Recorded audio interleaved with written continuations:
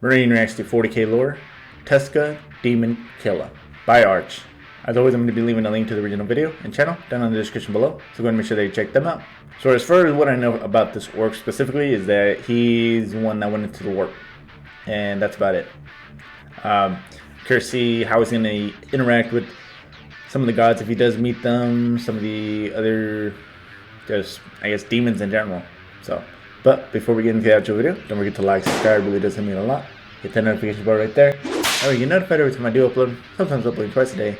Typically working on them in the mornings and releasing them in the late afternoon to late evening. That way when you all get off work, you can enjoy the videos at your leisure. So, without further ado, let's go ahead and see what Tuska Daemon-Killa is all about.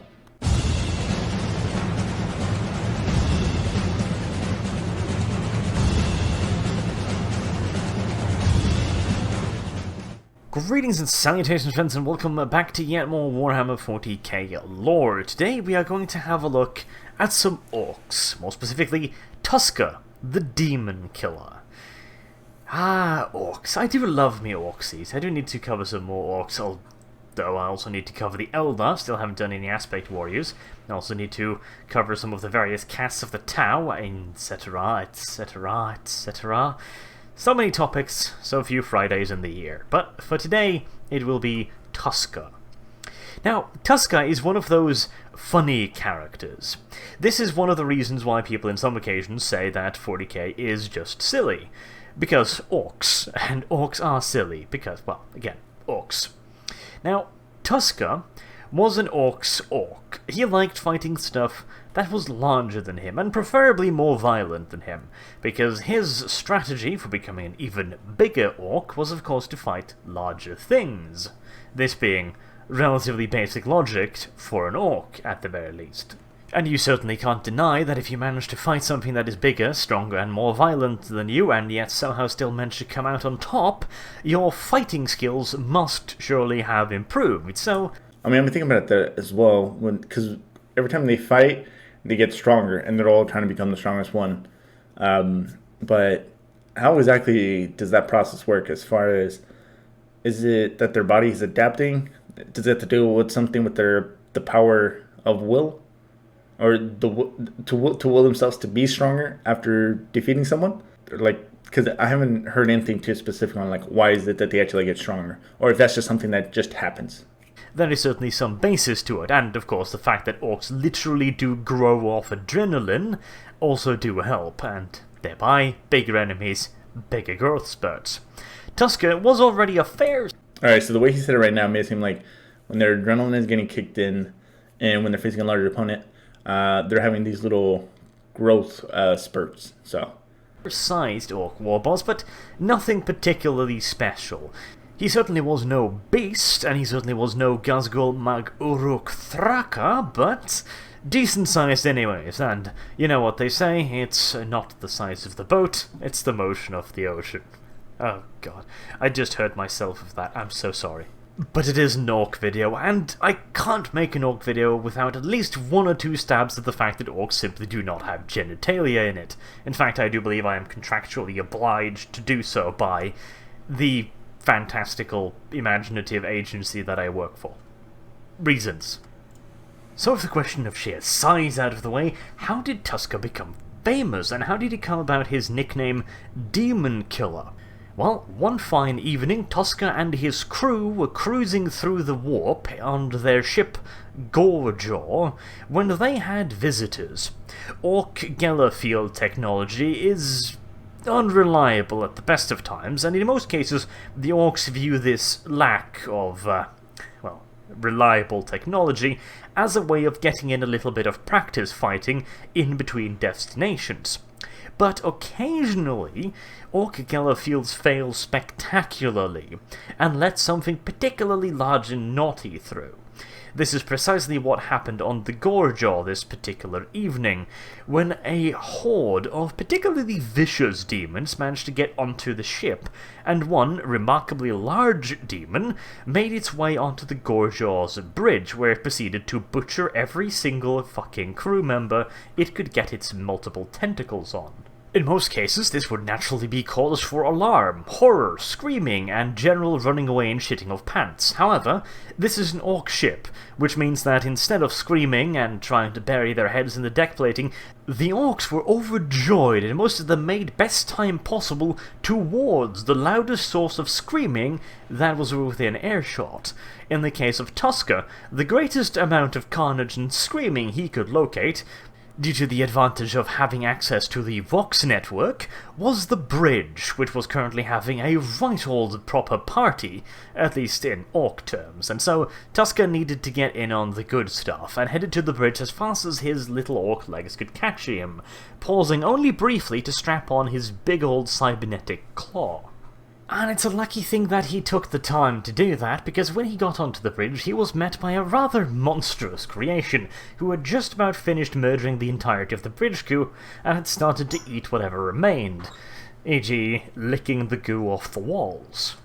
As far as Tuska was concerned, though, this simply meant that he didn't have any competitors trying to steal any of his glory, and so he threw himself at the gigantic demon, in true orcish fashion.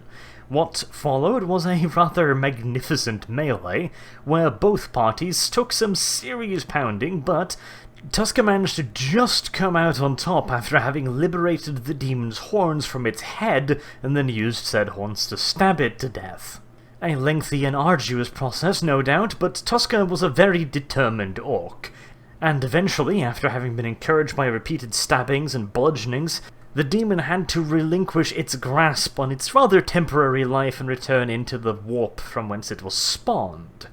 From this, Tuska learned two things. One, demons are fucking awesome at fighting, and two, they are filled with spiky bits that make excellent trophies, and or improvised weaponry depending on the particular situation. He was, however, faced with a bit of a conundrum when it comes to finding more of these lovely creatures to bash over the head with their own body parts, namely the simple fact that demons are quite rare creatures, and they don't have any real home planets that he could invade. Or, well, they do, but those home planets are located in a rather hostile environment. But Tuska, as I mentioned earlier, is a remarkably dedicated and goal-driven orc, and as such it didn't really matter how hostile the environment was, he had to find himself more demons, and simply just trawling around the warp with the Geller fields down simply wasn't attracting enough of them. Strangely enough, the various warp predators had learned to ignore the giant boat filled with batshit insane greenskid that used their kin as bludgeoning tools, and so some other way of fishing would have to be invented. And like any aspiring fisherman, Tuska realized that the first step towards getting bigger and better fish, or in this case, monstrosities made out of tentacles, teeth, and vaginas with teeth, is to get better bait. And what do demons love to munch on the most? Well, humans come a fairly close second, but sadly, those are also some fairly elusive beings that tend to run away and or die before you can really use them as bait. So you'd have to resort to the orcish version, Weird Boys. Now, granted, they weren't capable of quite the same level of good old-fashioned fear, always a valued spice amongst demon kin, but they were remarkably psychically unpredictable, which means that they glow like a nuclear-powered lighthouse in the warp, thereby attracting all of the lovely creatures that Tuska wants to bash over the head. And for all... I mean, I understand that demons would be hard to kill, right? But don't you think a lot of orcs would try this then? As far as trying to get stronger by killing demons, since they're supposed to be a lot stronger? I mean, obviously, there's a high possibility that they're going to die, just like the demons that were just killing all the orcs before Tuska got there. But if you were to get one kill, maybe on a demon that was about the size that he was going against, I'm pretty sure you would get an insane power boost. And obviously, none of these orcs really seem to have any fear, like, at all. So I wonder if there's any other orcs who, I guess, kind of saw Tuska and then kind of took up his idea or try to, like, mimic it in terms of going into the warp, kill a couple, and then come out. Go back in, kill a couple, then come out. And then that way you slowly start building it, and then maybe one time you come get a bigger demon, and then come back out. And just kind of keep repeating this process. And then you keep coming back. orcs around you probably start thinking that you're some kind of immortal, you're some kind of OP orc, and now you're getting all this little power of will, or the willing things to happen, right? I don't know. This seems like a really good strategy that I think a lot of orcs would try to incorporate. So, while this did indeed attract the kind of catch that he wanted, but once again, unfortunately, it wasn't quite enough. He never managed to attract the properly big ones that he had met that first time aboard the Gorjaw, and so he had to go with his emergency solution. If the demons wouldn't come to him, Tuska would have to go to the demons, and he knew of just the place where the demons tended to congregate, namely the Eye of Terror. Now, the Imperium has on several occasions done some quote-unquote invasions of the Eye of Terror, usually when they have a large number of people they wish to punish, and they just essentially want to go like, well, we can't shoot all of them, because that'd be bothersome. We can't keep them in prison, because some of the people we want to punish are Space Marines, and they're fairly strong, and would probably just break out. So, let's just throw them at the Eye of Terror, because the odds of them coming out of that are fairly small, after all. Like I said, invasions, quote-unquote. But none of them had ever been very successful. Again, these were primarily just to get rid of people that the Imperium was no longer particularly fond of, and so they weren't really set up for success. But again, it was worth a try. I mean, they might delay the next Black Crusade, although, again, time doesn't flow within the Eye of Terror like it does outside of it, so in all due likelihood it didn't actually have any fucking effect whatsoever, but oh well, it was worth a shot. Tuska, however, had no such interest. Tuska was not concerned with delaying any large crusades. Tuska was only concerned with finding the largest quantity of horned demons for him to bash over the head with what may or may not be their family members. So, having decided on a final destination, there was only one eensy-beensy problem to get around, namely... also, I don't think they mentioned or not, because I feel like they killed his whole crew when he originally went in, so I'm assuming he was the only survivor, possibly. As far as right now, him going into the Eye of Terror, is he going in it again alone? I mean, I would assume that he's got a couple of, or some kind of crew, right? Because you need other orcs to help pilot the ships and whatnot, but I just wanted to make sure.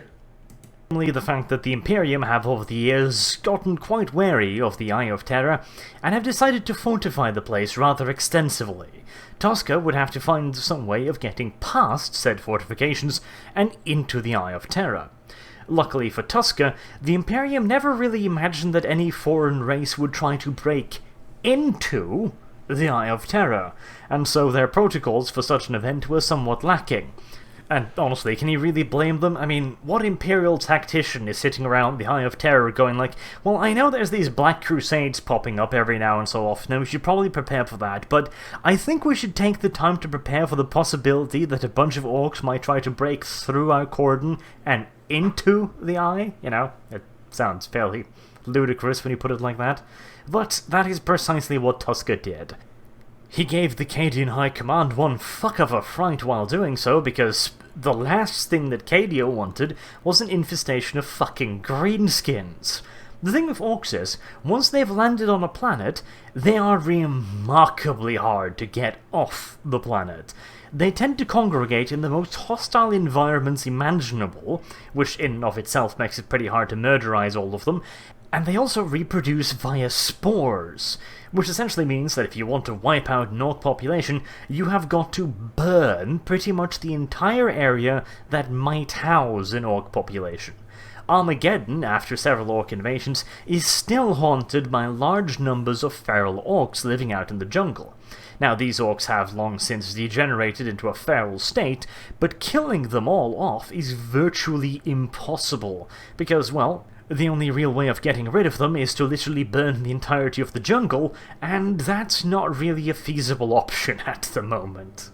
Luckily, Cadia doesn't have massive continent-spanning jungles, so they're lucky there, but if there is one thing Cadia is not lacking, it's hostile environments for the orcs to hide in.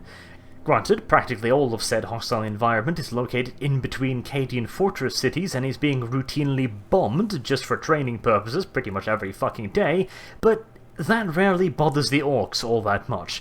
After all, a little bit of random and light shelling has never hurt anyone. But as already mentioned, Cadia was of course not Tuska's primary goal, although he did have a quick stop on the planet Prozan, or, well, planet, the moon Prozan. Prozan is essentially a really shitty place that the Cadians use to train people in extreme environments. It is a remarkably bad place to be, which meant that to the orcs, it was the closest thing to home they had seen in a very long time, so they had to give it a little bit of a visit, much to the chagrin of the local Cadian defense force, who had to actually hold off the fuckers, and would eventually have been overrun if it weren't for the fact that Tuska had places to be, and he was in a hurry. So, after a quick warm-up round with the Cadian defense force, he wandered off over to the Eye of Terror, and again, the Imperial Navy decided to pretty much just let him fucking go. I mean, why stop him? He's heading directly towards the Eye of Terror. I mean, I'm pretty sure that they know that when orcs fight, they get stronger. And I think they would expect that if they did let him through, specifically in the direction he's going towards the Eye of Terror, I feel like they would be suspicious as to why he was going there instead of just kind of saying, like, hey, might as well let him, right? What are the chances of him coming back? But the fact that he's going in there, I guess it would be risky. It's one of those things where you're kind of just guessing, where like you think he's probably just gonna die going in there, but if he does come back, that could be a huge issue because now he's completely stronger. Also, the thing about the spores is when they go through the warp and they're there and they're where the demons are and everything, that can their spores in that dimension actually take root and grow other orcs in there, and they have like chaos orcs? It's kind of an interesting thing to think about. I mean, come on. Worst case scenario, he goes in there, gets butchered. Best case scenario, he goes in there, gets butchered, and kills a bunch of demons and chaos worshippers doing it. As far as the Imperium was concerned, this was pretty much a win-win scenario. Luckily for Tuska, it was pretty much a win-win scenario for him as well. He got to have a little bit of warm-up on the Cadian's expense, and now he was headed into the Eye of Terror to find himself some more spiky creatures to beat over the head repeatedly, preferably with their own body parts, if at all possible. And so, you might think that the story ends there. After all, Tuska just wandered into the Eye of Terror, a remarkably hostile part of the galaxy. However, at this point in time, Tuska and his lads had gotten remarkably good at killing demons, considering that's pretty much all they'd been doing for the last god knows how many fucking years upon years upon years. So, eventually, they probably started to figure out where to stab the demons to make them stop stabbing back. Or at least that is the working theory. Plus, Tuska did bring along a large number of weird boys, and while weird boys does have that peculiar habit of attracting demons by being, well, psyches, they are also quite effective at fighting against demons, seeing as they can use their own powers against them, the powers of the warp and the immaterium. It's a hell of a lot easier to banish a demon using its own powers than banishing it simply by bashing its skull in repeatedly with a blunt metal object, although the latter part is undeniably far more entertaining. This peculiar mix of psychic potency and experience at fighting demons allowed Tuska to do quite a bit of damage in the Eye of Terror. Now, granted, before Imperial crusades into the Eye of Terror have also destroyed several worlds, or, well, destroyed being a fairly operative word here. Essentially, they cyclonic torpedoed the shit out of it, and then carried on, which doesn't actually have all that much of an effect upon the Eye of Terror, because, well, it is entirely up to the whims of the gods how many planets there are inside of the Eye of Terror. So, literally, Khorne could just snap his fingers and voila, there's a new planet, so, you know, limited success, but hey.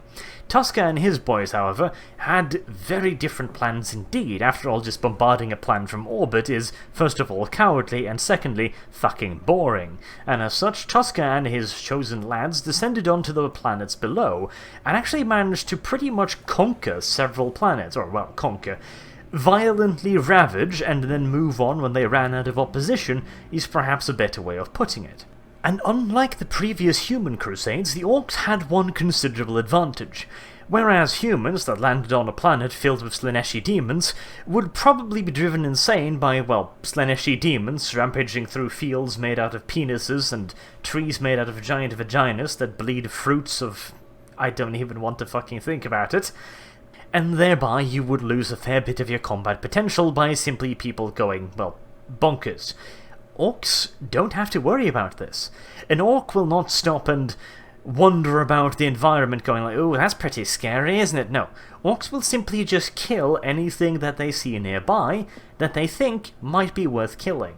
If it makes a loud screaming noise when it dies, for example, that would be pretty damn worth killing. And if it so happens that the trees and the grass also screams when you kill them, well, that just makes everything all that much better, doesn't it? Despite this mental advantage, however, conquering demon worlds, or, well, once again, ravaging demon worlds, is not an easy task. There tends to be a lot of demons on a demon world. Shocker, I know. And there tends to be a very, very large demon leading the demon world. Additionally, Chaos Space Marines also have a nasty tendency of inhabiting these worlds, and they can be some pretty damn tough cookies to crack. And so while Tuska and his wargs certainly was making progress, they were taking a fair bit of casualties doing so, until eventually they landed upon a peculiar planet. Now, again, going back to the actual spores, and couldn't they just replenish their numbers?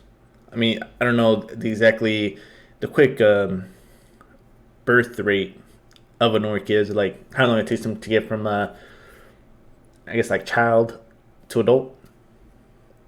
But I feel like they would be able to replenish their numbers like that. Maybe not quickly, but, you know, to some extent. Now again, navigation inside of the Eye of Terror is problematic at the best of times, so the orcs weren't so much navigating as wandering around aimlessly until they hit upon something, then they landed upon that something, in the hopes that there was something there they could kill. In this particular instance, it originally looked like the orcs were shit out of luck. There was absolutely nothing on the planet. No forests, no oceans, no civilizations, no buildings, no fucking nothing. What the orcs did notice, however, was that the ground was surprisingly squishy-wishy and tended to bleed when they beat it with their choppers and shot it with their shooters. Now, in frustration, Tuska figured that, well, if there's nothing around, maybe there's something below us, and ordered the rest of his boys to let loose into the ground with whatever they had at hand. Choppers, shooters, grenade launchers, whatever the fuck they had, they were supposed to use that on the ground. Now, normally this would be a somewhat insane order, but Tuska had at this point wandered through hordes of demons and were decked head to toe in various trophies, so none of his boys were stupid enough to argue the point that it's relatively retarded to fire into the ground in the hopes of spawning enemies. However, on this particular occasion, Tuska's strategy proved to be a brilliant strategy indeed, because it turned out that pretty much the entire planet was one large chaotic organism, and now, since the large chaotic organism was under attack by a particularly nasty green virus, it produced its own version of human antibodies to prevent these little green fuckers from inflicting further damage upon it. In this case, the antibodies took the shape of legions of bloodletters, led by a particularly large and vicious demon known as the Blood Prince. Original, I know, but hey, it's Khorne. What do you expect? Pretty much everything he does is blood. Blood letters, blood crushers, blood hounds, and so Blood Prince kinda makes sense in an unoriginal fashion. Desperate lack of naming sense aside, however, there were a lot of blood letters, and the Blood Prince himself was no pushover either, and the orcs, well, they had been rather reduced in numbers after, invading dozens of other demon worlds, belonging mostly to Khorne's rivals, by the way. This will be important later. And so the orcs, although they put up one hell of a fight, as orcs tend to do, they were eventually overwhelmed. The Blood Prince himself engaged Tuska in a duel to the death, and had, apparently, defeated Tuska. He had pinned him to the ever-bleeding ground with a massive sword shoved straight through Tuska's gut. Now, if this was any other creature, such a wound would almost certainly have kept them down. However, this was an orc, and as it so happens, some of Tuska's pet psykers had managed to launch a psychic attack against the triumphant Blood Prince, distracting him just long enough for Tuska to add grievous injury to insult by reaching up with his trusty power claw and gently, ever so gently, grasping the Demon Prince's giant dongly nutsack in his claws, after which he proceeded to squeeze. And Corn, huh? Corn, fuck, I'm messing up the name again. So, interesting thing from what I heard in one of the comments in one of the previous videos. Now, I don't know how true this is. It does seem kind of, I guess, funny. Someone commented that Tuska actually made Kron, that he made him laugh. And he ended up keeping him because he liked him. But, I don't know, it's starting to seem, I know there's only a couple minutes left. It's not looking good as far as, like, what's gonna happen to him. So, but I mean, if he does come out of this, I mean, he just ripped off the arm. Or no, he just, grabbed the Blood Prince's balls. So he's probably gonna turn it around right here. And he's gonna probably maybe not escape, but like kill everyone and then keep going on. And then I wonder if to this point is he still in there? Like, is he still in there and just getting stronger and stronger?